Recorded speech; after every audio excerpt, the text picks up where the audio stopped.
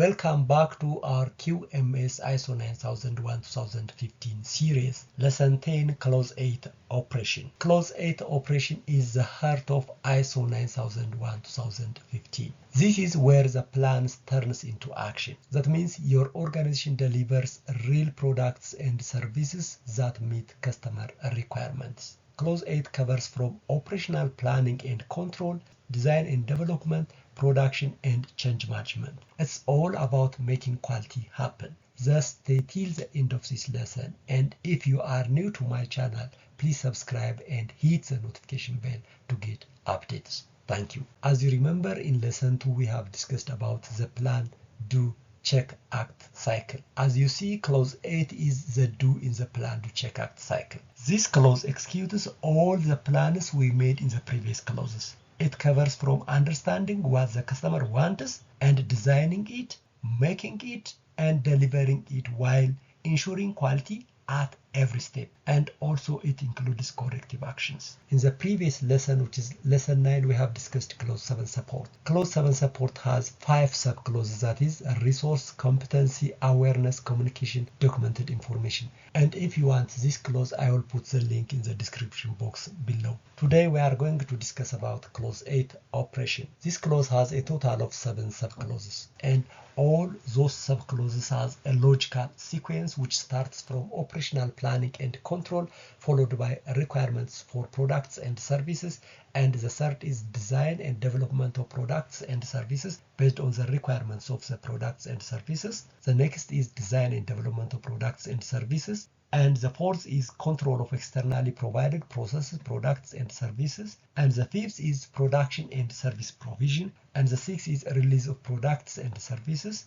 and the last is control of non-conforming outputs. The first subclause is operational planning and control. The planning in clause 6 is a strategic planning, whereas the planning in clause 8 is operational planning, which is the lower level planning. Here the organization shall plan, implement and control the processes already established in subclause 4.4, needed to meet the requirements for the provision of products or services, and implement the actions determined in clause 6. You can refer clause 6 in the previous lesson. By determining the requirements, that is the customer and the regulatory requirements, by establishing criteria, the process criteria and the acceptance criteria. By process we mean that the method how to convert the inputs into the output. So there is a process criteria and there is also acceptance criteria. So we have to establish both process and acceptance criteria, like target, measure, KPI, specification, and so on. And the third is the organization has to determine the resource needed to achieve the conformity of the products and services to the requirements. And the fourth is the organization shall implement the control of the process, that is checkpoint, verification, and validation points to ensure that the process is doing as planned. The fifth is determining, maintaining, and retaining documented information. The documented information or the record can provide a confidence that the process was followed and it proves the conformity of the products or services to the requirements. Besides, the organization has to manage changes. There are 2 types of changes. One is a planned change, so organization has to control the planned changes, and the other is unexpected changes, and the organization has to review unexpected changes to reduce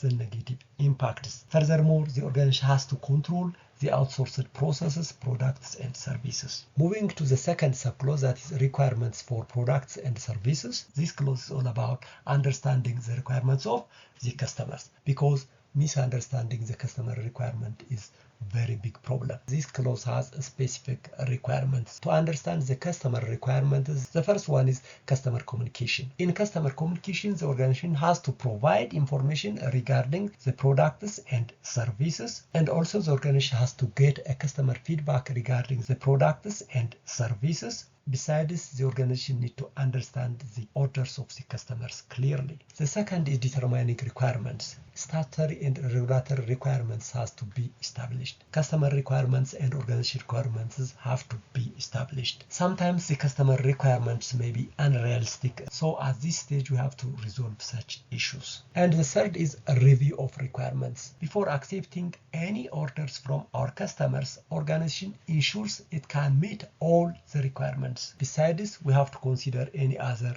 needed requirements, and then we have to have a documented information or evidence of those requirements. And the fourth is change to requirements. The source for the requirement change may be a customer, regulatory, or a working process. Anyway, the organization shall update the related documented information regarding the requirements. For example, the order form. Besides, relevant employees regarding that products or services must be informed about the changes to prevent errors. The third subclause is design and development of products and services. Once we know about the customers and the regulatory requirements, so we can continue with design and development products and services. An organization shall establish, implement, and maintain design and development processes for provision of products and services. To do this, there are specific requirements. The first one is general, that is, establish a process for creating new design and development which meets the established requirements, that is, customer and regulatory requirements. The second is design and development planning.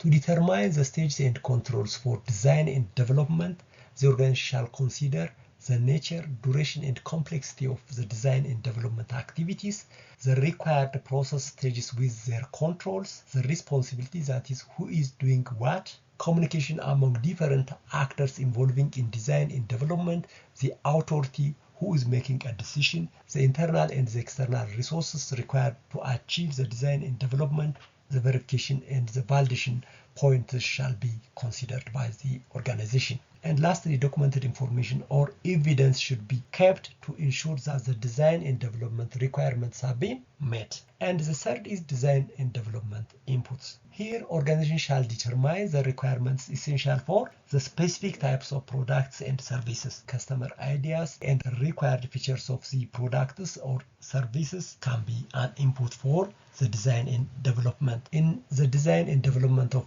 inputs, organization shall consider functional and performance requirements of the products or services, the statutory and regulatory requirements, different required standards related to the products or services, industry-based practices, past experience of the organization, and in general, inputs shall be adequate, and we have to avoid ambiguity at this stage, that is the conflict among different requirements. And then we have to have documented information on the design and development inputs to ensure that all the required inputs are captured. The fourth requirement is design and development controls. Here, the organization shall apply controls to the design and development process to ensure that the results to be achieved are defined, the review are planned, verification and validations are conducted. By verification, we mean that results at the end should be verified or checked with the requirements set at the beginning.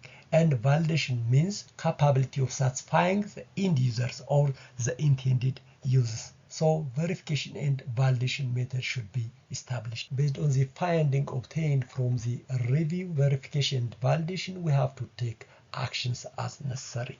And lastly, we have to have documented information or evidence to confirm that the results are defined, the reviews, verification, and validations are conducted. And the fifth is design and development outputs. Here, the organization shall ensure that design and development outputs meet input requirements, adequate for subsequent processes, and include monitoring and measuring requirements or acceptance criteria. And the other is specify the characteristics of the output that is essential to intended purpose. And then we have to have documented information or evidence to show that all these requirements are already done. And the sixth is design and development changes. The organization shall identify, review, and control changes made to ensure that there is no adverse impact on the conformity. The organization shall retain the documented information, which includes the design and development changes, results of reviews,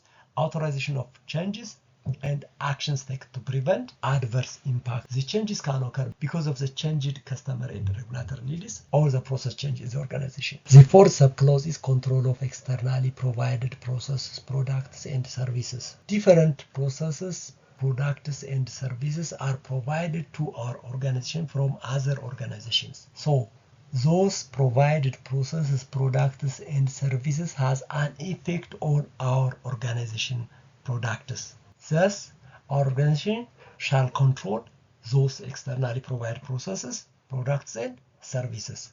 Here there are three specific requirements. The first one is the general one, that is, organization must ensure these external provided processes, products and services fulfill the required quality. And the second is the organization shall determine the controls to be applied for these provided processes, products and services. And the other is the organization shall apply criteria for evaluation, selection, monitoring of performance and re-evaluation of external providers, that is suppliers. And lastly, the organization shall have the documented information regarding the activities related to the control pointers, the criteria to select the vendors. And the second requirement is the type and the extent of control on the provided processes, products and services. Organization must ensure that these external provided processes, products and services do not adversely affect the ability of meeting different requirements. So those processes shall be within the control of the organizations, and our organization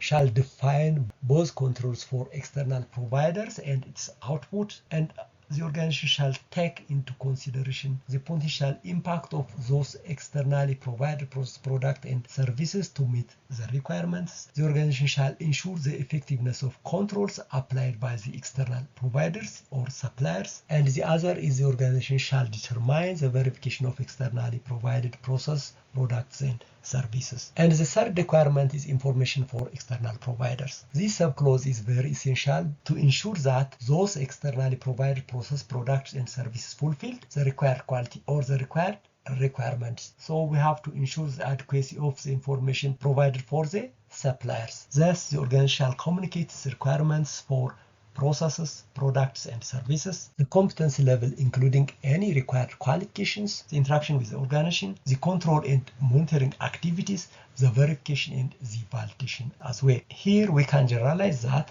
don't blindly trust suppliers or vendors, and the organization must carefully choose them, control and monitor them so that they can consistently meet our requirements. The fifth subclause is production and service provision. This is the stage where the actual production or conversion of input into output. Under this subclause, there are multiple requirements. The first one is control of production and service provision. Here, the organization shall implement production and service provision under controlled conditions. The controlled conditions shall include documented information which defines the characteristics of the products or services to be produced, the results to be achieved, the availability of monitoring and measuring resources, the environment for operation should be suitable, all the required resources are available. To ensure all required resources are available, we can use a process checklist. And in order not to miss those requirements, all those requirements should be included in our process. And the second is identification and traceability. By identification, we mean that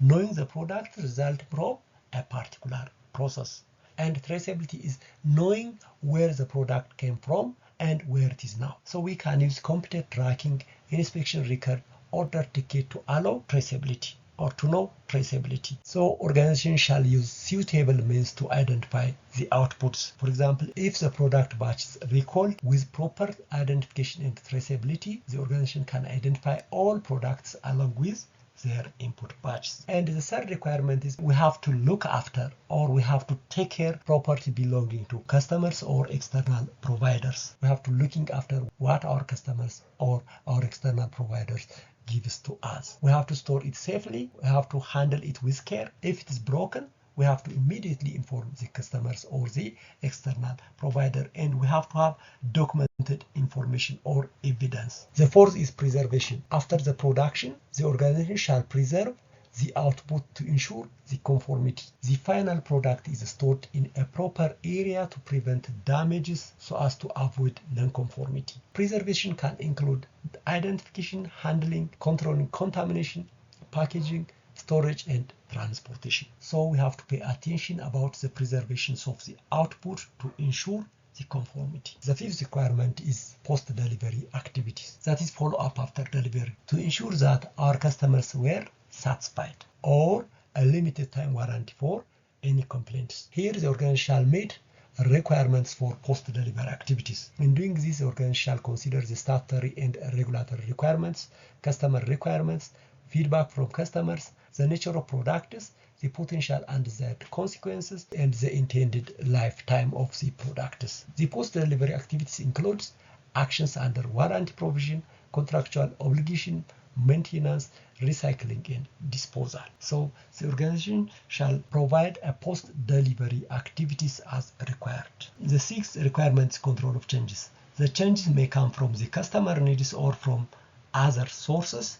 Regardless of the source of the changes, the organization shall review and control changes to ensure a continuous conformity as required. And lastly, the organization shall have a documented information which includes the result of the review, who authorizes the changes, and the necessary actions based on the result of the review. The sixth subclause is release of products and services. To release the products and services, the organization shall have planned arrangements at the appropriate stage to ensure that all requirements are met. Before the release of products and services to the customers, the final check should be conducted using the acceptance criteria. The product is not released until this check is done and passed, and documented information shall be kept, which includes the evidence of conformity to the requirements and traceability of the persons authorizing the release of products and services to the customers. And the last subclause is control of non-conforming outputs. The organization shall identify and control